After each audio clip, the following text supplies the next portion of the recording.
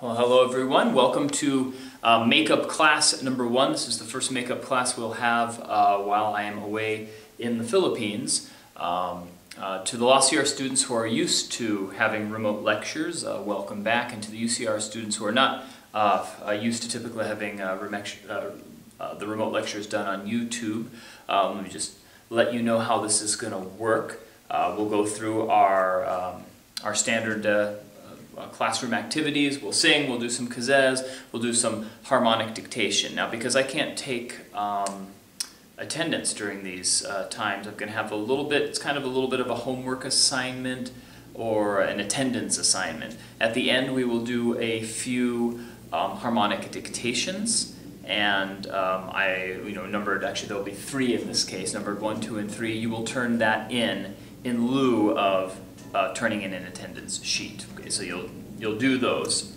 So it's a little bit like a dictation homework assignment, similar to what you do with your systematic dictation homework every week, and you will just do that and turn that in as an assignment for this first of the makeup session. So let's get right to work. You should probably warm up on your own. I want to get right to work with the materials today. Let's begin with the Berkowitz book, please. Open up your Berkowitz books to page 57. Page 57 in the Berkowitz book. All right, and we will begin on number 246 at the top of the page. Okay, up until now we have been dealing with recently we've been dealing with introducing chromatic alterations or chromatic notes, either both passing notes and neighbor notes, passing tones and neighbor tones. That will continue as a part of just what we're doing in our day-to-day routines. Now that's now part of the mix. But let's begin with number 246. This is in C minor. You can see it's in C melodic minor because you have both raised and lowered 6th and 7th scale degrees. Let's begin with this one as a good warm-up. C minor.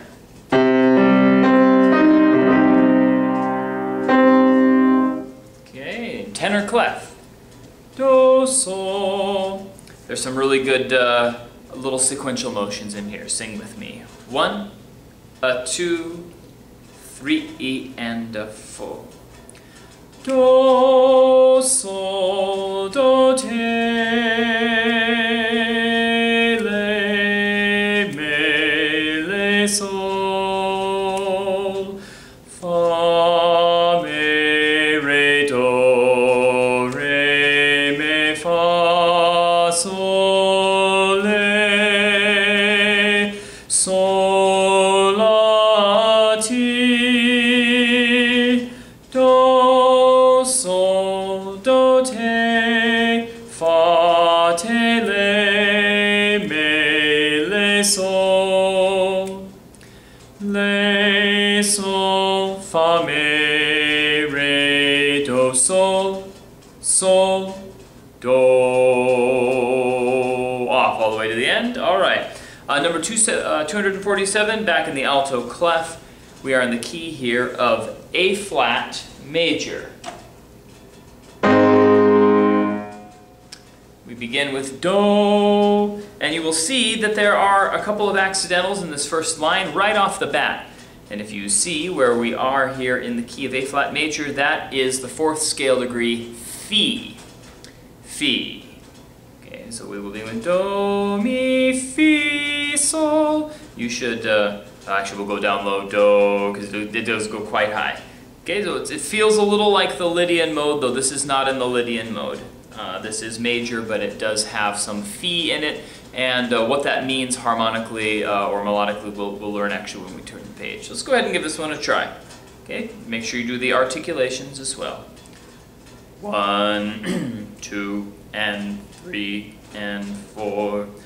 Do, mi, fi, sol, mi, re, do, sol, ti, re, fi, sol, re, do, ti, do, mi, fi, sol, fa, la, Ti, do, mi, do, re, do, do. All right, let's try number 248. This is another example in C minor, and if you see me waving around, there are a lot of gnats in here in the classroom at this time. They're buzzing around my face, but we'll begin with number 248 in C minor, beginning on Sol.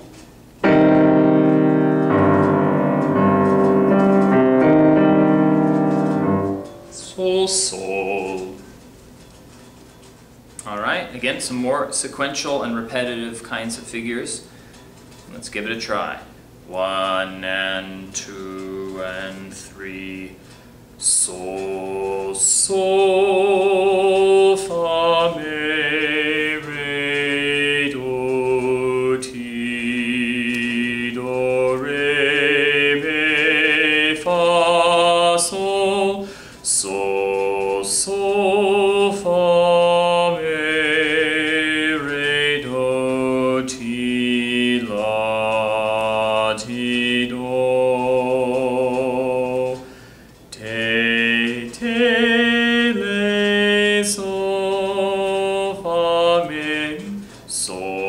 Sol, fa, me, re, do, le, fa, me, re, mi, fa, sol, la, ti, do. Off, okay? Try number 249, slowly. This is in cut time. It's got some syncopated rhythm in it, and this is alto clef, but we are in the key of G major. Okay, let's give this one a try. Mi, we begin on mi. Okay, watch that syncopation. 1 and 2, E and a 1, E and a 2, and mi, re, mi, sol, la, do, mi, re, ti, la, ti, sol, la, do, mi, re, mi, sol, la, do, mi, fa, sol, sol, la, fa, mi, re, mi, sol, la, do, la, sol, do. Great. Turn the page. We'll do one more in this vein, and then we're going to talk about a new concept, although not an entirely new concept. You should know about this. Let's try number 250. This is in the key of B minor. In the key of B minor. Oops, sorry about that.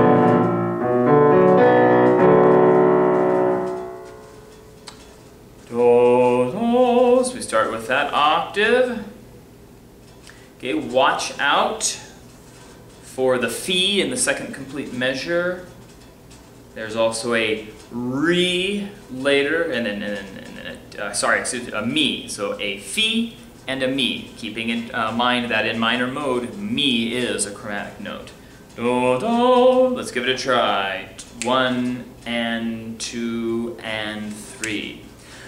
Do, do, te, le, sol, fi, sol, re, mi, fa, mi, do, le, sol, fa, mi, fa, le, sol, ti, re, fa, mi, re, do. Off. All right. Very good. Now, if you will look in the next part of your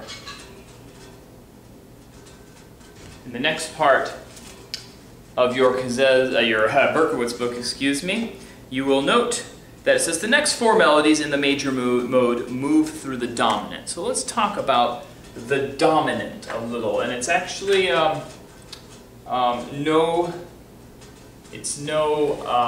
coincidence that a number of the examples we've been singing up until now have made a big deal out of phi, the syllable phi. So how this works is, so imagine the dominant. We are in the key of, say, C major. Okay, and the dominant of C is basically the key whose root is 5 steps up, key of G. So the difference, of course, is the root is a fifth, and because of the circle of fifths going both directions, the difference between the two keys, a dominant apart or with a dominant relationship, will be one sharp or one flat. Okay, so you can see key of C has no key signature while the key of G has one sharp. Okay, and as you can see, if you look at the key of C, here's Do, and of course here's the Do in the key of G. But look at where the sharp is as it relates to the key of C. It's the 4th scale degree, so the sharp, the accidental you need to have the key of G, is the 4th scale degree in the key of C, which is Phi. So, what that will require you to do is when you see a lot of Phi in an example, very often, not all the time, because sometimes there's just a chromatic note or a neighbor tone, but if it seems to be coming around a lot and kind of treating Sol, which is a half step away from it, like Ti-Do, like what you would have in the dominant as a Ti-Do relationship, then you might be in the key, overall key of C, playing around with the key of the dominant G. So let's analyze number 251 first. We are in the key of F major, and so actually let's just make this refer to the key of F major. Key of F major, and the dominant key of F major is C, 5th up, which has no key signature, and I'm putting in a accidental there just so you can remember that that's what's different. Okay, so that, if you have the key of F, that B natural that comes over from here is Phi, which is Ti-Do in the key of C. So they basically tell you what's going on here. They give you a harmonic analysis above the melody, but as you can see, it begins in F, outlines the 1 chord, outlines the 2 chord, and then implies 5, and then where it says it goes into C, you have Do, La, Fi. Now you would expect Do, La, Fa, the outline of the 4 chord, but Do, La, Fi. And if you had Re as the bottom, that would be 5/7, but in the key of C. 5/7 in the key of C. So you can see there's quite a bit of Phi Sol there in that measure at the end of the first line. Again, a couple measures into the second line and a few measures after that. You have a lot of Phi Sol there, and that is Ti-Do in the new key. So we're going to try a couple of different ways of looking at this. We're going to first sing it in solfege with no changes whatsoever. And then we're going to try and sing it in solfege transposing the key, so changing to the key of C in solfege instead of the key of F. And we're just going to do it that way and the other way, and that's it. We're not going to say which one is better, but I want you to think in your mind, which do you think is better? Do you feel that it really goes to the key of C, and you feel like the solfege makes sense if you transpose the solfege, or do you think it feels like it's just in the vicinity of the dominant, but you always know that it's going to come back to the key of F, and so it makes sense to keep the solfege? And there are probably going to be as many opinions as there are people watching the video. So there's not a correct answer to this. It is based on somewhat of a subjective interpretation, but I want you to try both things. So let's try number 251. This first time we're going to sing it through no changing solfege, just keep your Ph's there. Do.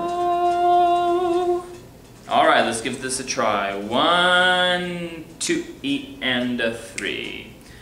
Do, sol, mi, la, fa, re,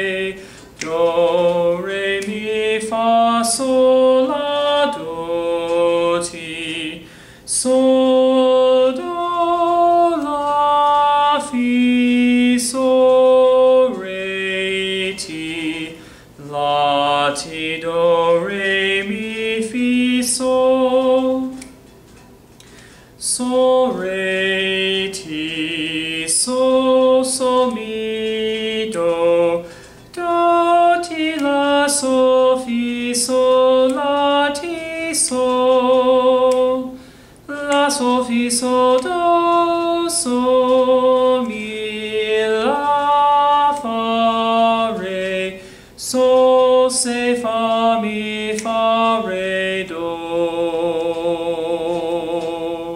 That's probably the first time you've actually seen say in an example. Okay, so that one, you could feel that the solfege didn't make as much sense, but you may not have felt that it really transposed. Let's try it this way. We'll transpose it right where they say. So where it says C, at the beginning of the measure, the fifth measure, I'll switch that note to fa. Okay, instead of do, what it had been before. When it switches back on F, that note, which in C is fa, will now become do. Okay, let's give that one a try. Do. 1, 2, E, and 3. Do, sol, mi, la, fa, re. Do, re, mi, fa, sol, la, do, ti. Sol, fa, re, ti, do, sol, mi, re, mi, fa, sol, la, ti, do. Do, sol, mi, do, re, fa, fa, mi, re, do, ti, do, re, mi, do, re, do, ti, do, sol, mi, la, fa, re, sol, se, fa, mi, fa, re, do. Good. So it's up to you to decide which of those two, and it may be you switching the solfege in the middle is just awkward because we're not used to doing that. But once you do get into the C major section, you may or may not decide that it makes a lot more sense, it's a lot less awkward to be in the key of C, to have what feels like do be do. Okay, so again, it is a subjective interpretation, but it is a possibility, and it makes you think about when things switch. How do you think about them in your mind? Of course, solfege should be a tool to help you sight read, not a tool to hinder you. So either one of these methods, or another method entirely, maybe that you invent yourself, should always be the right way when you're doing sight singing. We'll do one more. One more. Number 252 before going to some dictation. Number 252, this one does not have the harmonic analysis above it. So we're not going to make the change. We will just sing it in solfege. But if you want to, you can play it back again and switch it where you feel the changes are. And again, we're in the dominant. We're in the key of D major. Okay, so the dominant of the key of D major will be the key of A major. And you're going to see this predominantly, the change, with, again, the fourth scale degree. Fi. That's generally how you tell it you're messing with the dominant there.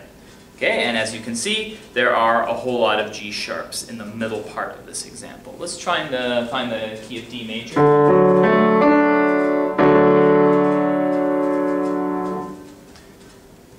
All right, here we go. 1 and 2 and do, mi, sol, sol, fa, la, do, do, ti, la, sol, fa, mi, re, do, re, mi, re, do, mi, sol, sol, fi, sol, la, re, do, ti, la, sol, la, mi, fi, sol, fi, sol, la, re, do, ti, la, ti, sol, fi, sol, la, re, do, ti, sol, fa, mi, sol, mi, do, la, fa, la, do, ti, do, re, sol, la, ti, do. Good, things to think about. When we get into the makeup class number 2, we'll continue with that and expand the idea of dominance to include the concept of the secondary dominant chords as well. Okay, for right now, let's go to some harmonic dictation. Okay, there are going to be 3 examples here, so you just get it on a piece of staff paper. It can be a small piece of staff paper or a large one, and you just number 1, 2, and 3 as we normally do. Oops, that doesn't make any sense. Do in the bass, and all of these will include 1 in the space beneath, and a total 1, 2, 3, 4, 5, 6 chords all together. Okay, and remember this is harmonic dictation pre-harmonic dictation 2 with 7th chords. So you're going to need to dictate the bass line and write the Roman numeral harmonic analysis of the chords with inversions, triads, and 7th chords. Again, keep in mind the process here that we have established. Get the bass line, get the quality of the chord, determine, of course, whether it's a triad or a 7th chord, and then which kind of either one, and then use the principles of extrapolation that we've talked about extensively in class to figure out what the best choice is. All right, there'll be 3 of these. I'll renumber each of them as I come, but they will all start this way. They will all have 6 chords, and we'll be off. I'm going to play each one 2 times, and this will be your attendance. Okay, here's the bass, do, and the 1 chord in the space beneath, major mode. Here we go. Ready, and.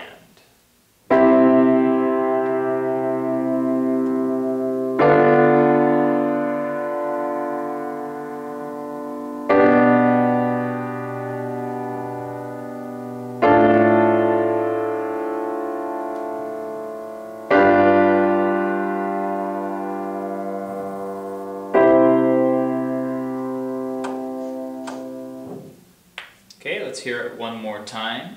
And of course you can pull the slider back on the video and listen to it as many times as you want. 2, here we go, and.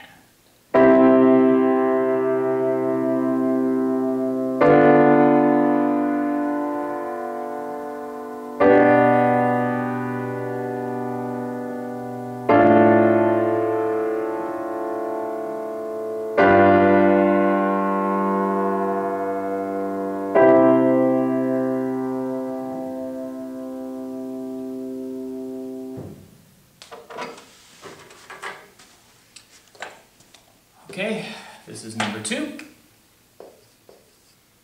Okay, it's going to be set up exactly the same way. Alright, 6 more chords. 2, 3, 4.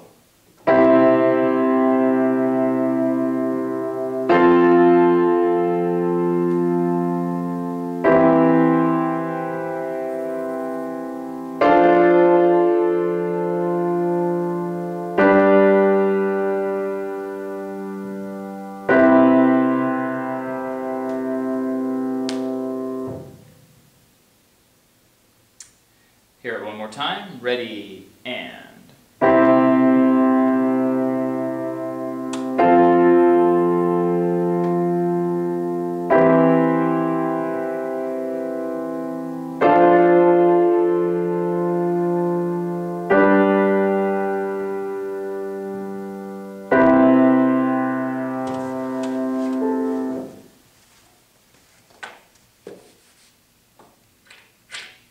And the final.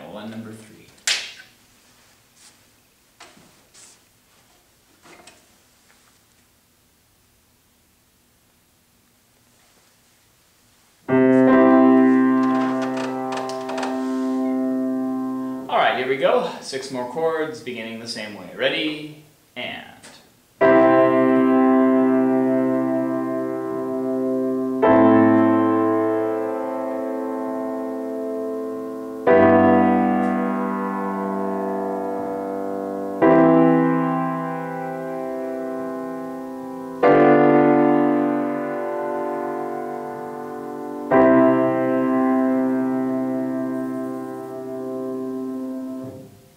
One more time. Ready, and...